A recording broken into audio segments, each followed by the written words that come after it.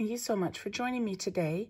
We're going to be continuing our story of Exodus.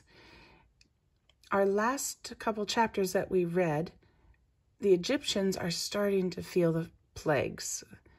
They had the water all turned to blood and the animals were dying.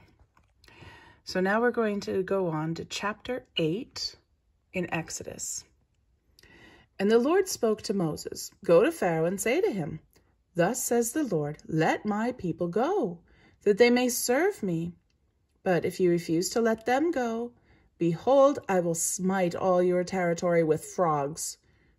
So the river shall bring forth frogs abundantly, which shall go up and come into your house, into your bedroom, on your bed, into the houses of your servants, on your people, into your ovens and into your kneading bowls, and the frogs shall come up on you, on your people, and on all your servants.'"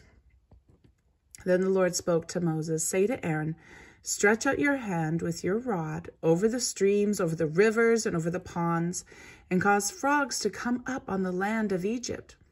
So Aaron stretched out his hand over the waters of Egypt, and the frogs came up and covered the land of Egypt. And the magicians did so with their enchantments, and brought up frogs on the land of Egypt.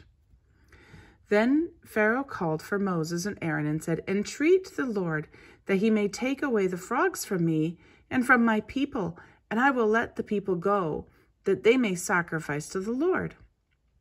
And Moses said to Pharaoh, "Accept the honor of saying, 'When I shall intercede for you, for your servants, and for your people, to destroy the frogs from you and your houses, that they may remain in the river only.'"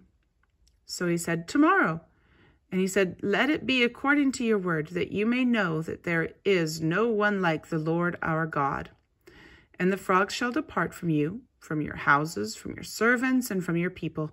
They shall remain in the river only." Then Moses and Aaron went out from Pharaoh, and Moses cried out to the Lord concerning the frogs, which he had brought against Pharaoh. So the Lord did according to the word of Moses, and the frogs died out of the houses, out of the courtyards, and out of the fields, and they gathered them together in heaps, and the land stank. But when Pharaoh saw that there was relief, he hardened his heart, and did not heed them, as the Lord had said. So the Lord said to Moses, "Say to Aaron, stretch out your rod and strike the dust of the land, so that it may become lice throughout all the land of Egypt." And they did so, for Aaron stretched out his hand with his rod and struck the dust of the earth, and it became lice on man and beast. All the dust of the land became lice throughout all the land of Egypt. Now the magicians so worked with their enchantments to bring forth lice, but they could not. So there were lice on man and beast. Then the magicians said to Pharaoh, "This is the finger of God." But Pharaoh's heart grew hard, and he did not heed them, just as the Lord had said. And the Lord said to Moses, "Rise early in the morning and stand before Pharaoh as he comes out to the water. Then say to him, 'Thus says the Lord, let my people go, that they may serve me.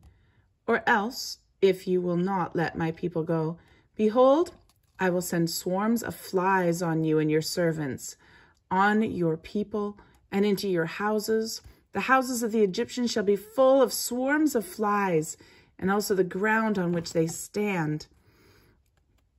And in that day I will set apart the land of Goshen, in which my people dwell, and that no swarms of flies shall be there, in order that you may know that I am the Lord in the midst of the land. I will make a difference between my people and your people. Tomorrow this sign shall be." And the Lord did so. Thick swarms of flies came into the house of Pharaoh, into his servants' houses, and into all the land of Egypt. The land was corrupted because the swarms of flies. Then Pharaoh called for Moses and Aaron and said, "Go, sacrifice to your God in the land." And Moses said, "It is not right to do so, for we would be sacrificing the abomination of the Egyptians to the Lord our God. If we sacrifice the abomination of the Egyptians before their eyes, Then they will not stone us. We will go 3 days' journey into the wilderness and sacrifice to the Lord our God as he will command us. So Pharaoh said, I will let you go, that you may sacrifice to the Lord your God in the wilderness. Only you shall not go very far away. Intercede for me. Then Moses said, Indeed, I am going out from you, and I will entreat the Lord that the swarms of flies may depart tomorrow from Pharaoh, from his servants, and from his people.